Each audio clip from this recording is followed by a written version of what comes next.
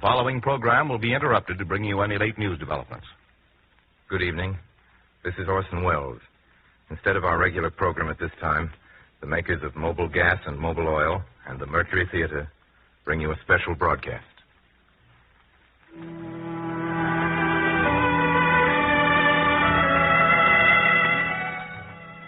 My dearest son, I guess June 6th and 7th will be always remembered in history. I know that none of us will ever forget those days, even we who live at home. Your father will have more to remember about these 2 days and more to tell you. I don't know where he is now as I write this. Somewhere in the north of France it must be. But when he comes back, and oh, my dear little son, I pray to God he will come back.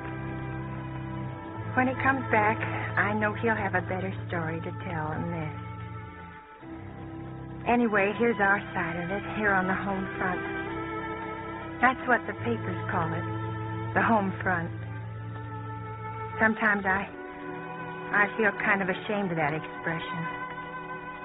It really isn't much of a front. We do have trouble getting houses, and there isn't much room on the streetcars. Sometimes the steak is a little tough, but there aren't any of us living on K rations, and altogether the war is pretty easy to fight here in sunny California. We work hard, and don't let anybody tell you we've let down because we haven't. And we won't. And our work is important.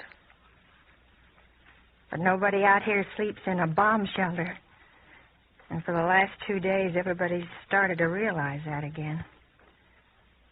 And I think that's part of the reason why the whole city's been so quiet ever since Monday night.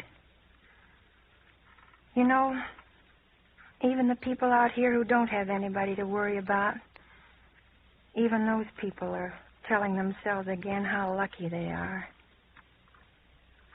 And sometimes luck can be sort of embarrassing. We first heard the news at 12:35 a.m. I work on the P-38 Center Section Assembly over at Lockheed, and I was having trouble fixing the air hose. I just hope I can get Josie, that's all. She's the only one who knows how to do my hair. Hand me that, will you, please? Why don't you go where I go, Lillian? Well, I hate to change. I tell you what, we'll meet for lunch tomorrow, and I'll take you. I used to have a lot of trouble. They always left it too flat at the sides. It made my face look too hard. Attention, everybody. We have just heard the following news on the radio. Under the command of General Eisenhower, Allied naval forces, supported by strong air forces, began landing Allied armies this morning on the northern coast of France.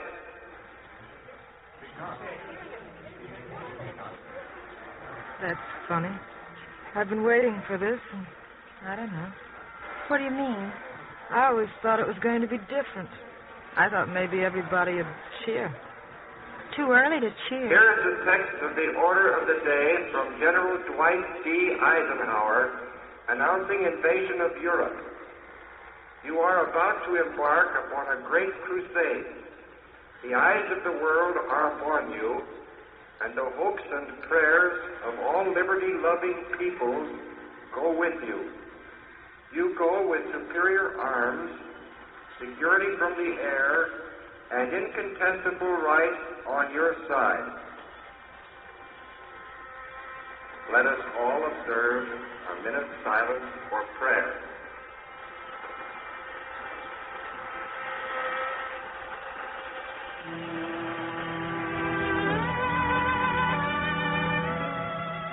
My shift was over then. Lil and I walked to the parking lot together, neither one of us talking.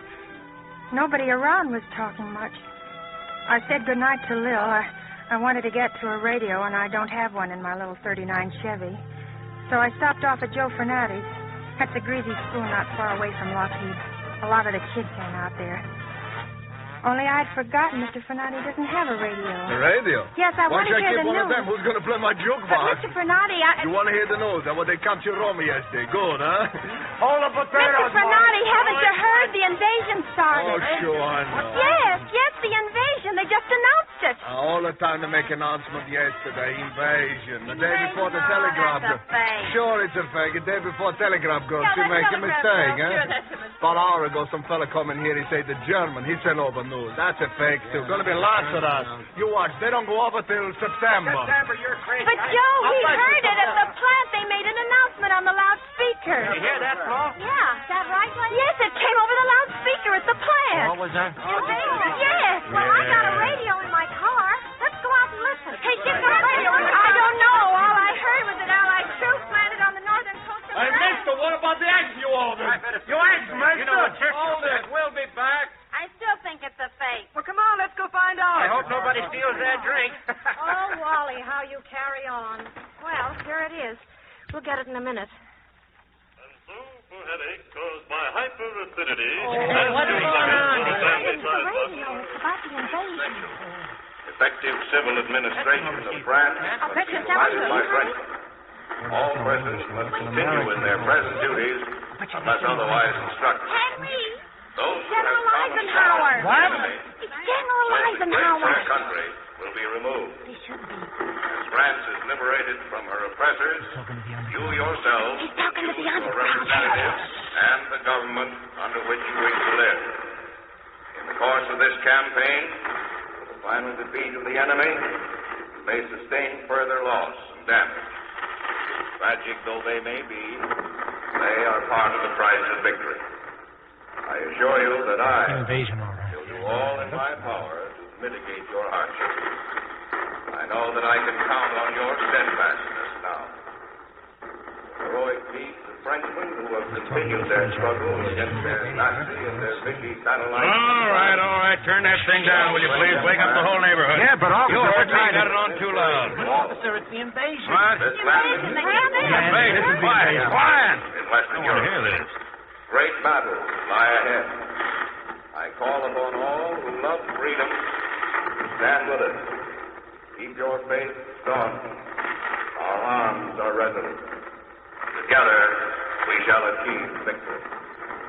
We send you now to New York. This is Bob Trout in the Columbia News. You have just heard General Eisenhower. Hey, mister, what deliver a about the special eggs you ordered? message They get to the nice people. balls. What about the eggs? While we're waiting for more bulletins, which are coming in now, here's an item from a South England embarkation port. An officer explaining to a private who asked where he was going said, "You're going to have a nice holiday by the sea. You won't have any KP or fatigue details or training or anything. Just relax." Some relaxer. The Columbia Network will be on the air 24 hours a day, ready with complete news bulletins. We stood there in the middle of the every street. aspect of the A invasion. whole crowd of us standing around the car, all of us listening. That's warning the French people. After a while, I think a lot of us felt like getting home. I know I did. In all So possible measures, then when the King of Norway went on the air and started speaking Norwegian, I went back over to my car and drove as fast as I could go to the apartment. Oh, it looked so strange. The apartment building, I mean. Everybody's lights were on all over the place. Even old Mrs. Borgeson, who's never up after 8. Her little dog was barking, and Levinson's little baby was crying. And, of course, everybody was playing their radios. Hello, dear. You heard the news? Good evening, Miss Borgeson. Yes, I've been listening. It's wonderful, isn't it? Just wonderful. You heard about it? What's that, Mr. Levinson? Airborne troops, they landed there. Thousands, he said, already in parachute. Mr. Levinson, I keep telling you, he said airborne. That's something different than paratroopers. Look like I'm telling you, airborne is paratroopers, paratroopers is airborne. It's all the same to me. What do you think they got? Maybe jet propulsion? Look what we got now around here, Mr. Major. George Fielding Elliott already. Excuse me, what's he saying now? French. Yeah. Before that, they had on the fellow from Holland. But by me, the main news is the paratroopers. This looks to me very strategic. Quentin Reynolds we got. So, Mr. Big Mouth, now you got up the baby already. The baby is up, so leave him be up. A night like this is going to hurt him. Besides, we can't ask everybody to turn down their radio, so the baby is up all right. Like I tell you, Mr. Levinson, if airborne troops and paratroopers were all the same, the man wouldn't talk about both of them. Wait a minute. Who should know better? Ask Helen. Her husband is a paratrooper. Max, sha. What's this sha business? So what did I say? The lady's husband's a paratrooper? So I Max. was... Oh. Excuse me. I didn't think. Oh, that's all right, Mr. Levinson.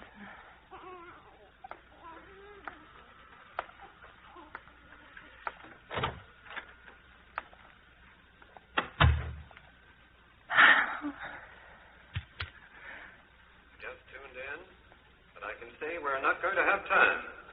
We're going to switch you now to a live correspondent, Bryant, in London.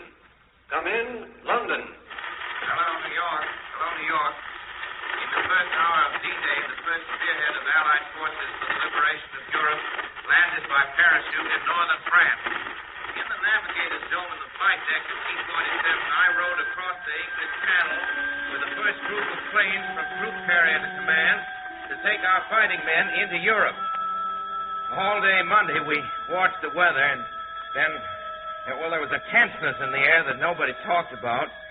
In the early evening, Major Richardson came into the enclosure. He stood for a moment watching the men in the small recreation area, and then he called them into the briefing room. And the pilots, co-pilots, navigators, and radio men clustered around the Major in the briefing room. There was a large-scale map on the wall showing the course to be followed.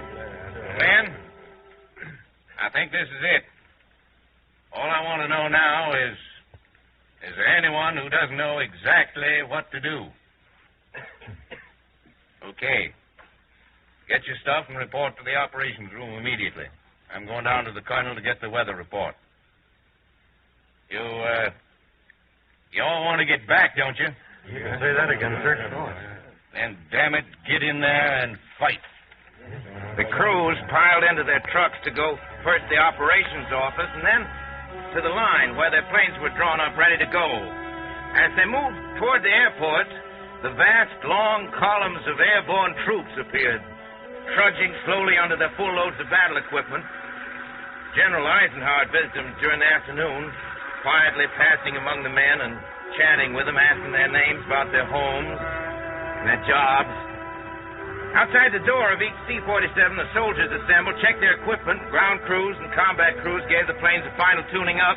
Heavily laden transport planes began taxiing along in a long procession toward the runway. The paratroopers adjusted their packs, donned their Mae Wests and chutes, and climbed into the planes. Each was so heavily loaded that he had to be pushed from behind and pulled from above to get up to the steps on into the plane. As the men settled in their bucket seats on the plane I was to fly in, Lieutenant Colonel Robert Cole, a commanding officer aboard, came up to them. There's a doc coming over to give you some pills that'll keep you from getting airsick. Make yourselves as comfortable as you can. Better try to sleep a little. Well, I know one thing. My parachute's okay. My mother checked it. Your mother checked it? No kidding. She works in the Pioneer Parachute Company in our town. And her job's giving the once-over to all the chutes that come out of there. Well, I'm okay. Almost before we knew it, we were trundling past operation buildings and the control tower, and then, foot by foot, almost inch by inch, we began to rise above the fields and trees of southern England.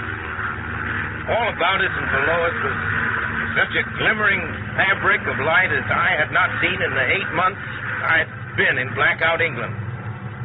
4 times we circled the field, its runways, perimeter, outlined in sparkling white lights. Through the sky, formation lights of the planes strung almost to the limit of vision. Looked for all the world like holiday decorations. As the long procession straightened out in its pre-established course, signal lights blinked, and navigators checked their speed and direction of the pilots, began their continuous plotting of position. We were right on course, and 1 minute early. I went back to see how the paratroopers were riding. More than half of them had taken the colonel's advice and were dozing with their heads back against the wall and their feet stretched out in front of them. The rear door was open, and down below I saw more signal lights blink, and then we crossed the coast of England and pushed out over the channel. The sea was calm, and soon the moon brightened the water, made the ripples below us twinkle. Hey, Tiny, tell the colonel it's 30 minutes till jump time. I looked straight ahead, and I caught my first glimpse of the coast of France. Navigation had been perfect. We could see the beach ahead precisely at the point we'd studied it on the maps and aerial photographs. The moon was almost full. And as our strong ship crossed above the breakers into the air of France, we plunged into a bank of cloud or fog and lost sight of the plains around us. In a matter of 2 or 3 minutes, we were flying formation on instruments. Then we emerged into clear moonlight. The small fields looked peaceful with their orderly hedgerows. Now the paratroopers were on their feet, each adjusting his pack, snapping his ripcord over the static line. That's a cable which ran along the center of the cabin ceiling, so each chute would open automatically as each paratrooper jumped through the door. Are you all set? Everybody get everything? Here, get this thing hooked for me, and let's get going. That was Colonel Cole taking his place with his men. The jump lights, a small bank of signal lamps, were gleaming beside the door. They blinked, and then, before I could get ready to watch, the paratroopers started jumping. I wanted to know how long it would take the 18 men to jump. I tried to count. 101, 102, 103. To the estimate of the number of seconds, you know. It may have been 11 or 12, but no more, and then our passengers were caught. All except one. They jumped so swiftly, one had been pushed against the door frame and was thrown back into the cabin so violently that he was dazed. The men behind him had shoved him aside and gone on. After a moment, he climbed to his feet and started for the door. Staff Sergeant Ebel had stopped him. I'm okay, Tanny. Let me go. Easy, soldier. Past the drop zone. I don't care. I'll find him. I'll get back. It's too late. You gotta let me, Tiny. The guys will think I'm yellow. Please, Tiny. I'm all right, I tell you. Relax, soldier. Nobody's gonna think you're yellow. You can't jump now. We'll be over the channel in a minute. Sit down and take it easy. You'll get another chance. I went back to the front of the ship and looked out the glass dome. Tiny streams of tracer bullets were curling upward from the ground behind us. One of the pilots in our squadron had unwittingly left all of his formation lights on. The tracers came close to his wingtips, but we saw nothing that looked like heavy ack-ack, except in the far distance. We'd been over France only 11 minutes. Behind us, we could still see an occasional flare, and below a few more ships, but we couldn't tell what they were. The Battle of Europe had begun, and our squadron had delivered the first Allied soldiers to their scene of action. This is Bright Bryant in London, returning you now to New York.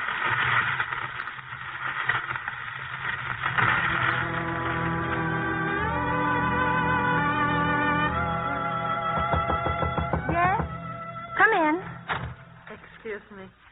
I got here a little soup. I thought maybe you was hungry, huh? Oh, thank you, Mrs. Levinson. You've been listening? Yeah. We've been listening. Who hasn't? You know that one fellow, something went wrong who didn't jump? You shouldn't worry too much. Maybe that fellow, he could be your husband, huh? Could be. Oh, it wasn't his fault. He wanted to jump. I hope it wasn't my Ned. You hope it wasn't? Or maybe I shouldn't say that. I know Ned wouldn't want that to be him. He'd want to get there first. That's why he's a paratrooper. Whoever it was, he wanted to jump. It wasn't his fault. He'll go the next time.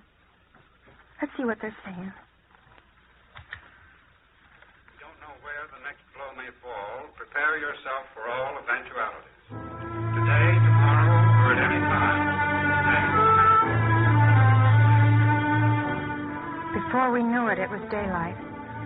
Mrs. Levinson and Miss Jameson made coffee for us all and fixed a little breakfast. Come on, honey. Have a little toast at least. Do you good. Thanks, no, but I will have some more coffee. Eat something, darling. Look how you look. Yeah, I'm going to take a shower. I've got to get to work pretty soon. Look, already they're 10 miles in. Goodbye, everybody. Goodbye, Mr. Harriman. Already they're 10 miles in. Wait and see, Mama. It's going to be quicker than we thought. Don't be so sure. They got into Italy all right. But after that, look how long it took. It ain't easy. You never can tell what'll happen. One little thing goes wrong. Look at Dieppe. But that was a different thing. That was 2 years ago. From this, we learned a lesson. Yeah. The way it turns out, the fellows that died there wasn't wasted. I like what the king said. He said the spirit of the people burned up like a bright flame. And he said now is the time when we don't fight to keep the Nazis away, but to win the war. He said everybody should pray. Keep on praying. Yeah, that's what he said. And the Queen said so, too. Of course, they said it better.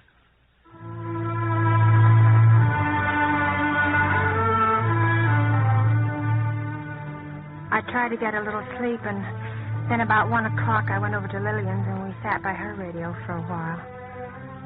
She phoned the beauty parlor and canceled our appointments. And then we got to talking and decided to go and sign up for nurse's aid. You can do that on a part-time basis. And then we went to work.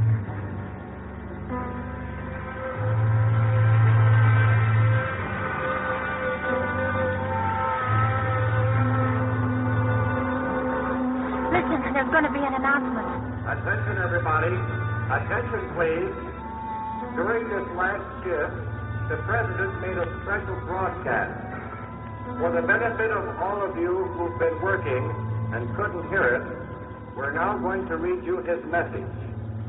My fellow Americans, in this poignant hour, I ask you to join me in prayer. Almighty God, our Son, pride of our nation, this day has set upon a mighty endeavor, a struggle to preserve our republic, our religion, and our civilization, and to set free a suffering humanity.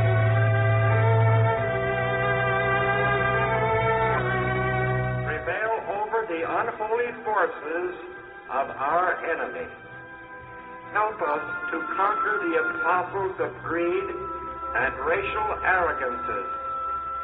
Lead us to the saving of our country, and with our sister nations into a world unity that will spell a sure peace. A peace invulnerable to the schemings of unworthy men, and a peace that will let all men live in freedom, reaping the just rewards of their honest toil. Thy will be done, Almighty God. Amen.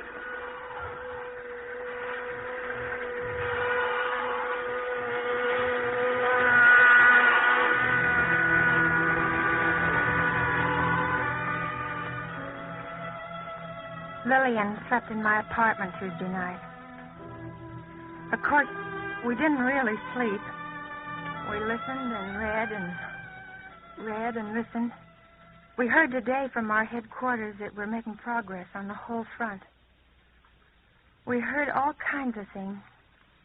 Rumors and facts and more rumors. Some things were important and some weren't, but I don't know. Somehow these last few days, everything seems important. One little story made a big impression on me for some reason. It was about a book on G.I. Joe in Rome. Papers didn't give his name. He got up on the balcony where Mussolini used to stand. We've all seen it in the newsreels. And then he made a speech like Mussolini used to make. Oh, it must have been funny.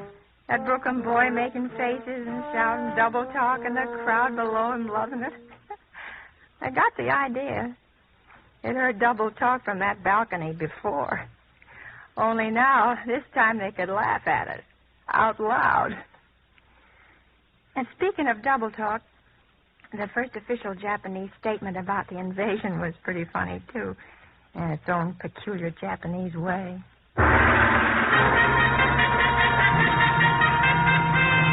The anti-Axis landing operations on the European continent must be highly welcome to the Germans. We can well imagine the jubilation in the German High Command on the receipt of the news of the invasion. Thank you.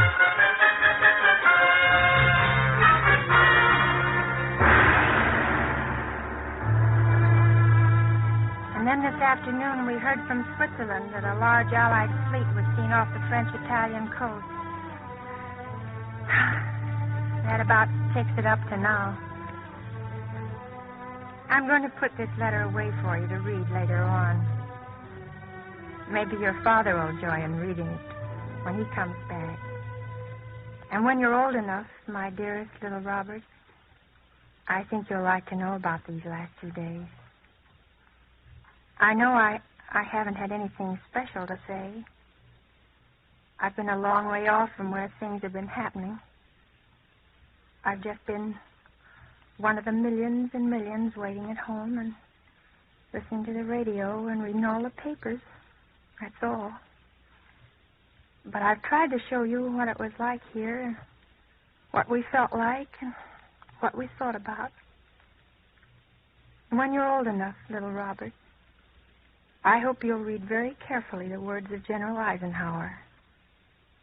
They'll probably teach them to you in school, but I'm putting them down here in this letter anyway. Soldiers, sailors, and airmen of the Allied Expeditionary Force, you're about to embark upon the great crusade toward which we have striven these many months. The eyes of the world are upon you. The hopes and prayers of liberty-loving peoples everywhere march with you. You'll bring about the destruction of the German war machine, the elimination of Nazi tyranny over the oppressed peoples of Europe, and security for ourselves in a free world.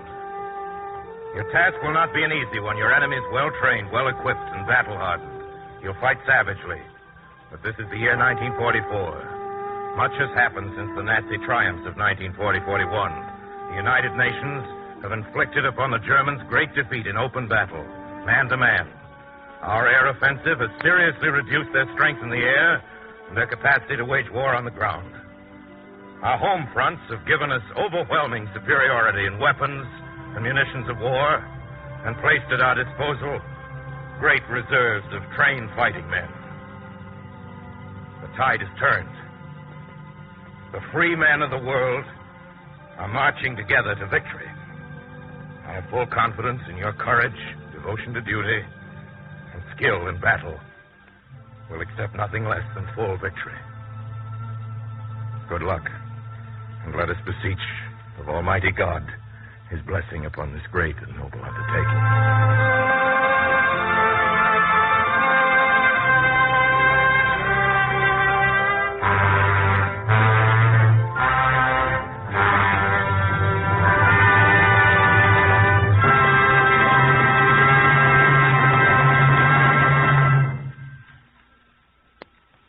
That was his order of the day, General Eisenhower. They say it went to every man who had a part in the invasion. I guess maybe I shouldn't use that word. The president wants us to call it the liberation. I'm sure that's the way your father thinks of it. And now, my little Robert, this is the end of the first letter anybody ever wrote to you. It has to be ended now because your mother has a lot of work to do. A whole lot of planes to help build. And she hasn't got much more time for work. And even if by any chance your name shouldn't be Robert, if it should turn out to be Dorothy, I know you'll want to hear about these last 2 days. June 6th and 7th, 1944. Your loving mother.